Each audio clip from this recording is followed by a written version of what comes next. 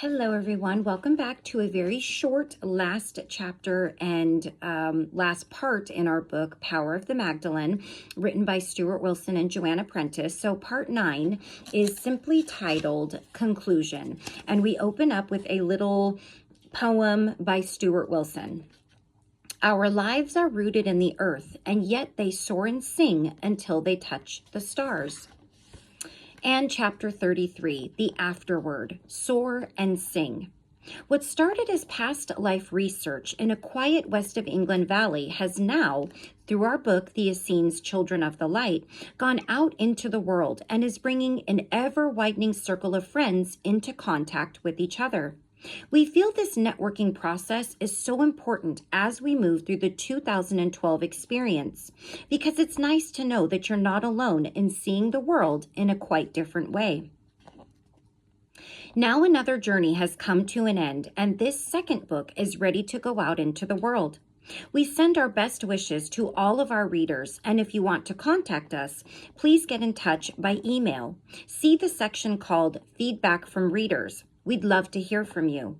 Although the past life sessions remain the core of this book, the whole project was lifted onto a new level through our contact with Ilariel.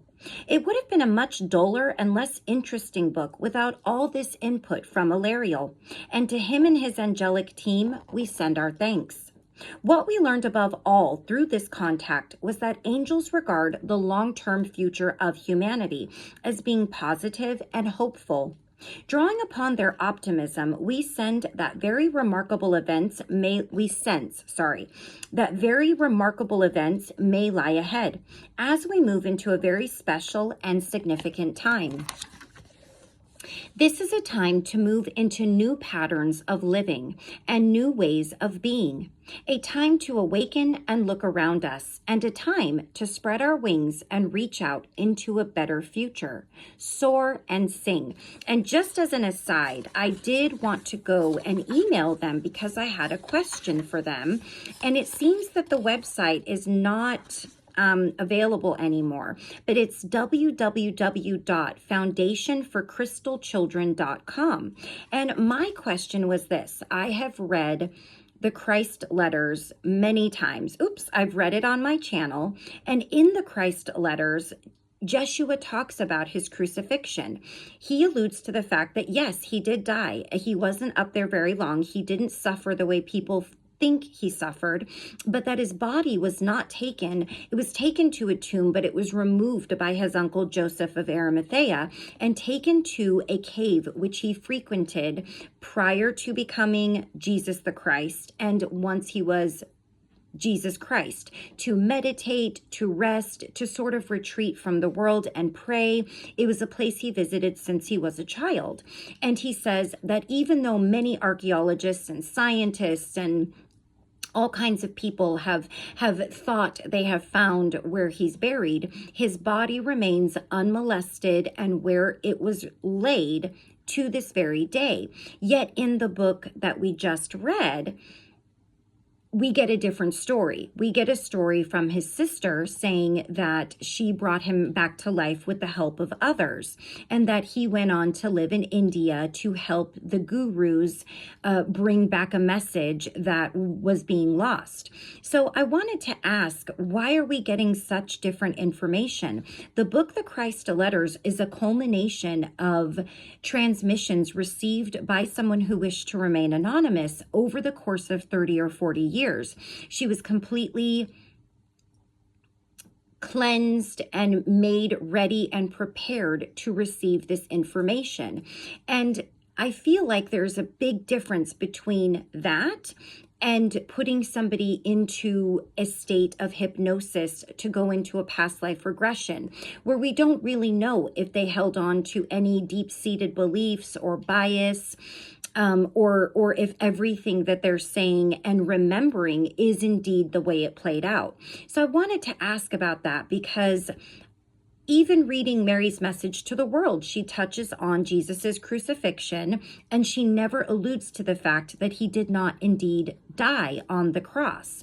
So every other book, even Dolores Cannon's books, do not allude to this information. This is the only book I have read where the information is totally different and takes me completely off guard.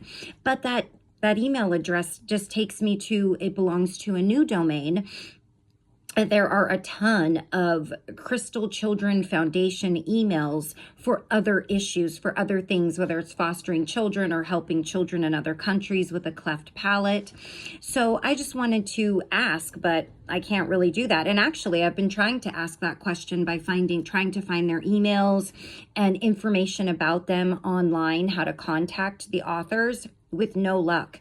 So anyways, that's it. This is the last chapter. And I was going to read the glossary, but I could go through it. If you want me to clarify anything, I'll go through it. And obviously it goes in alphabetical order. So AD/BC, I think most people knows what these means, but these terms are disliked by many non-Christians, and the modern equivalents have been used in this book. So CE is the Christian era, and BCE is before the Christian era. And a lot of people also understand as BC and AC as after Christ and before Christ. That's also another variation that's used. Or even after death and before death, AD, BD. I've even seen that. Angels, non-physical beings who serve Father, Mother, God, and who act as messengers, bringing support, insight, and inspiration to humanity. Ascension, Jewish tradition records the ascension of Enoch and Elijah, and in the non-canonical texts, 4 other ascensions. Ascension is a process of raising vibration, expanding consciousness, and merging with the light, capital L. Atlantis, the legendary ancient continent which was reputed to cover much of what is now the Atlantic Ocean. Cathars, or either it's Cathars or the Cathars, I'm not sure if I'm saying it right. A movement of independent Christians inspired by Gnostic ideals, which flourished mainly in southern France and northern Italy between 1140 and 1244 CE.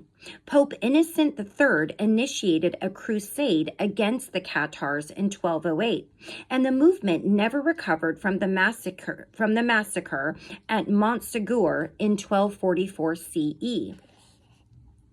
Dead Sea Scrolls. About 500 mainly Hebrew and Aramaic scrolls or scroll fragments discovered from 1947 onwards into the caves of Qumran and in other locations near the Dead Sea. Druids, the teachers and leaders of the Celtic peoples. The Druids had contact with both the Culu and the Essenes. Elohim, the leaders of the angelic host. These great angelic beings are regarded as the architects of creation. I love that name, Elohim. It's so pretty. Essenes, one of the 3 main groupings within Judaism at the time of Jeshua. Ethereum gold, a trace mineral also called monoatomic gold, which occurs naturally in ancient mineral deposits. It takes the form of a powder with unusual electromagnetic and superconductive properties. Gnostics, a movement of free thinking and independent mystics which emerged in the early years of Christianity. Gnosis is a state of deep knowing in which the knower and the known merge and become one. Israel. Throughout this book, Israel has been used rather than the traditional term Palestine. The Jews have always disliked that term because it comes from a root word meaning Philistine. Jeshua ben Joseph, the Essene name for Jesus, another form of which is Yeshua.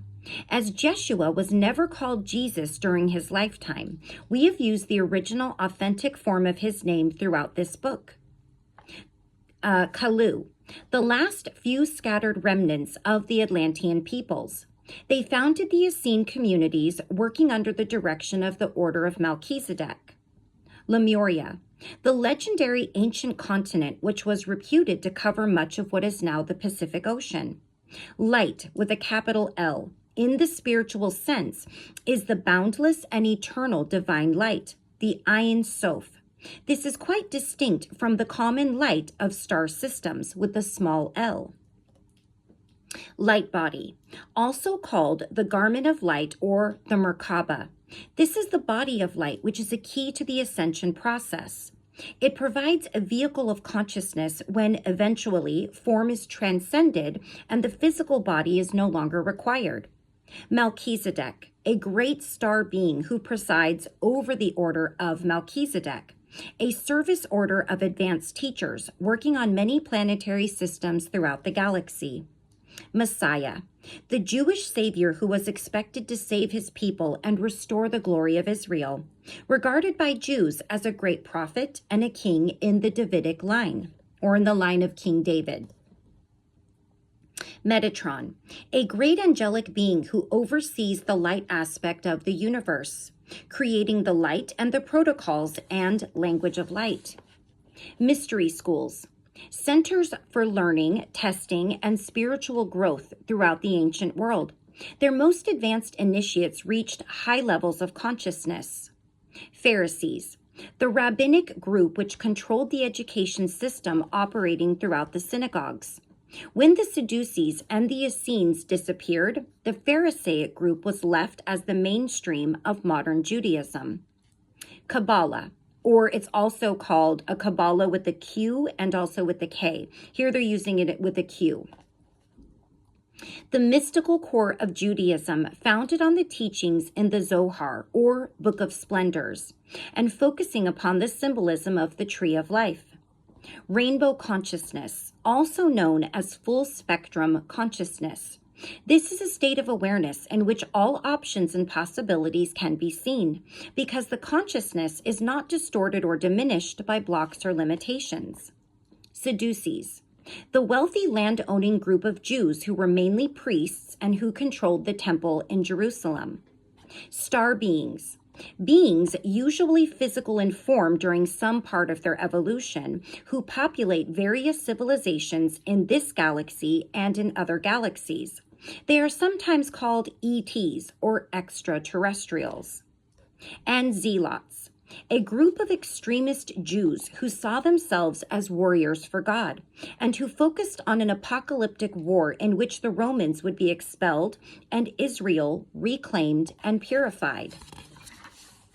Okay, so that is it. And they did give a lot of examples of books that are great for reading more on many of these subjects.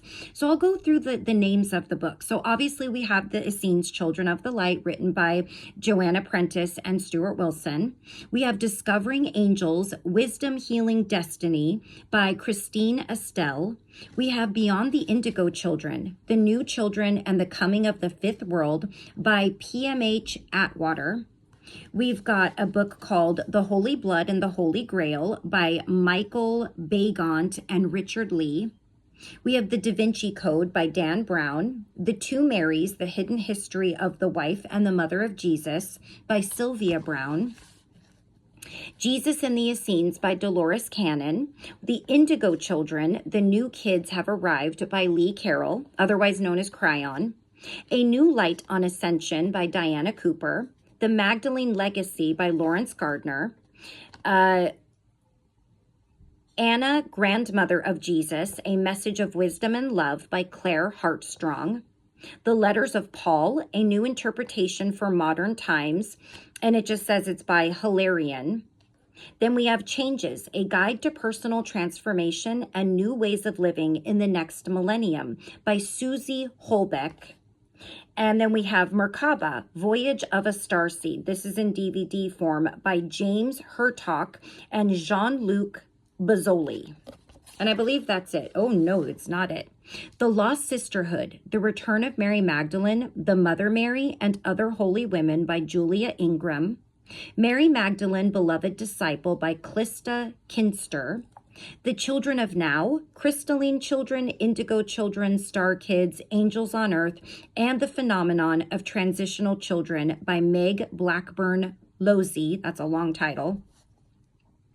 Goddesses of the New Light, A Goddess a Day Cards by Richard Simons and Pamela Matthews. The Expected One by Kathleen McGowan. The Ancient Secret of the Flower of Life by Drunvalo and also the Melchizedek. I would love to read that one. I love that. I have the Flower of Life right here. And this is the Eye of Horus right there. Then we have Living in the Heart, How to Enter into the Sacred Space Within the Heart by Drunvalo Melchizedek.